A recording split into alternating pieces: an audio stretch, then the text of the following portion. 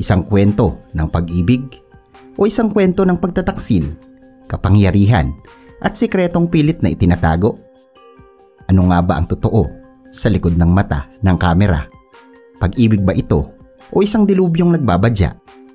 Sa mundo ng showbiz at politika, bihirang mapag-isa ang dalawang mundong ito. Pero kapag nagtagpo, kadalasan may nabubuong ingay na hindi madaling patahimikin. Sa video na ito ay tatalakayin natin ang lumalalim at lalong umiinit na issue sa pagitan ng aktres at social media influencer na si Ivana Alawi at ang negosyante at politiko na si Mayor Alvi Benitez ng Bacolod City. Pero hindi lang ito tungkol sa chismis dahil may demanda, may sinumpaang salaysay at may mga pangalan na isinasangkot pero pilit na umiiwas. Kung akala mo'y kwento lang ito ng dalawa, maghanda ka dahil mas marami pang karakter ang lalabas, mas maraming sikreto ang uusbong. Sino nga ba si Ivana? Siya si Mariam Al-Alawi sa tunay na buhay na isa sa pinakasikat na influencer at aktres sa Pilipinas.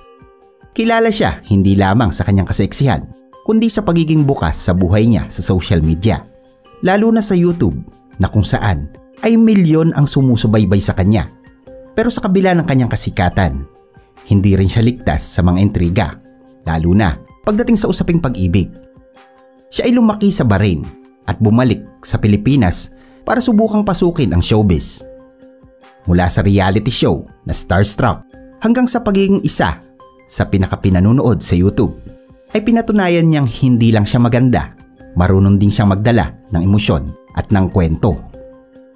Mula sa vlogs hanggang sa viral photos, sino nga ba talaga si Ivana kapag walang kamera? At anong papel ang ginagampanan niya sa iskandalong ito? Sino naman si Mayor Alvi Benitez?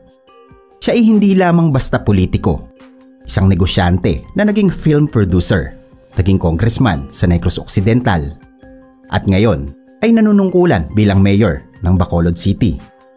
Isa siyang political kingmaker at pinuno ng isang political family sa Visayas. Sa industriya ng pelikula, siya ang utak sa likod ng Bright Light Productions.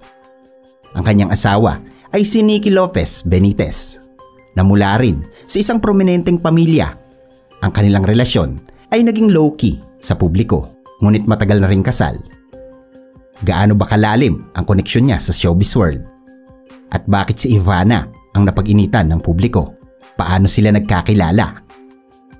Ayon kay Ivana sa isang panayam noong February 2024, ay nagkakilala umano sila ni Mayor Alvi Benitez sa isang work-related sa biyahe sa Bacolod, isang business event.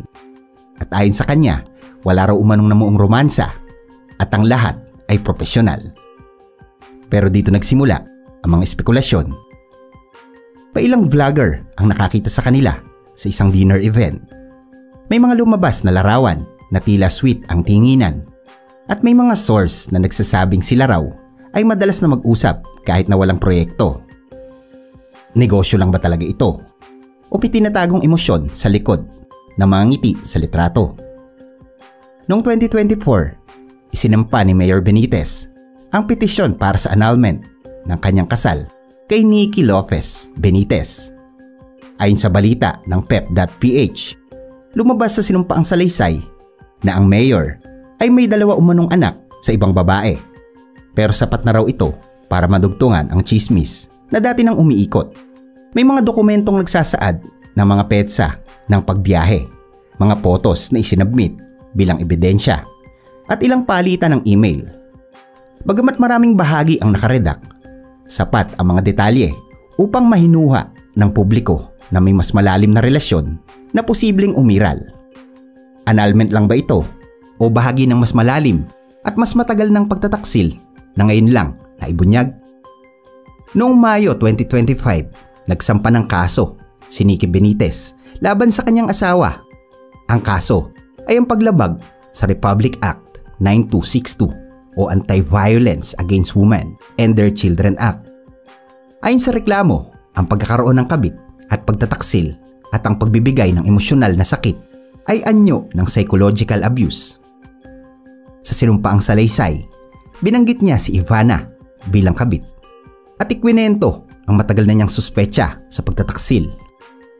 Hindi lang simpleng chismis, dokumentado, isinampa sa korte at may pangalan ng isang aktres na milyon ang tagahanga.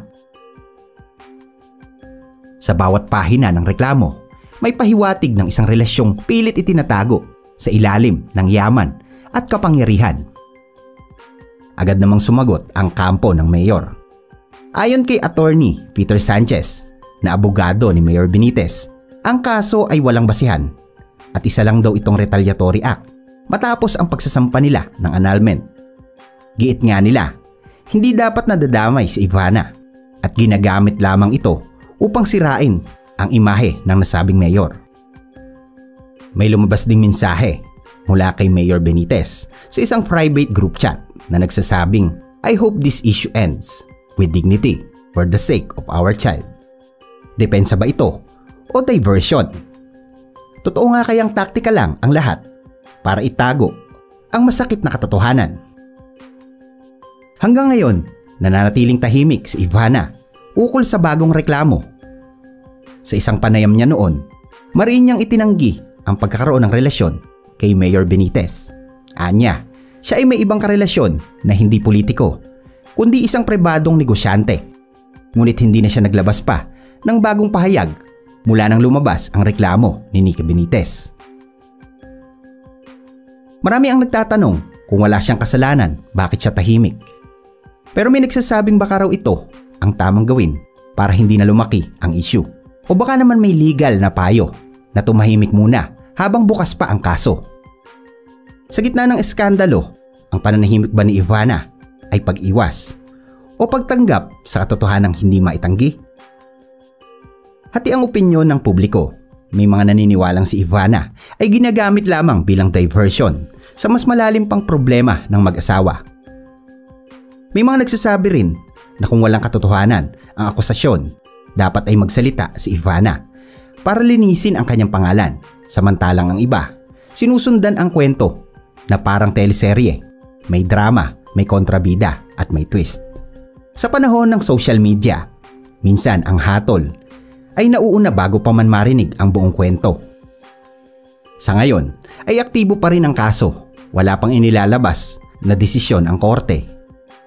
Ayon sa mga insider, posibleng magtagal ito dahil sa dami ng ebidensya, testigo at legal motion na kailangang pagdaanan.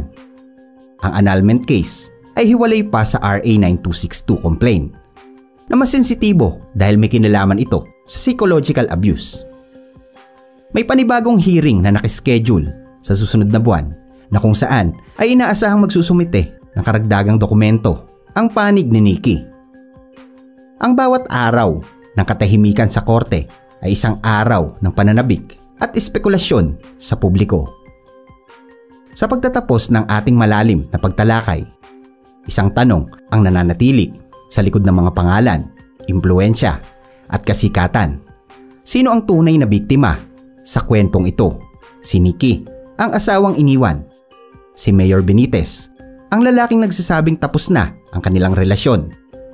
O si Ivana, na kahit walang malinaw na ebidensya ay inakusahan at hinusgahan ng publiko. Ang ganitong mga kwento ay paalala sa atin na ang buhay ng mga kilalang tao ay hindi palaging makintab. Sa likod ng kamera, sa likod ng podium, may mga damdamin, pagkakamali at kwentong pilit na tinatago. Pero sa panahon ng social media at leaks, walang sikreto ang nananatiling lihim.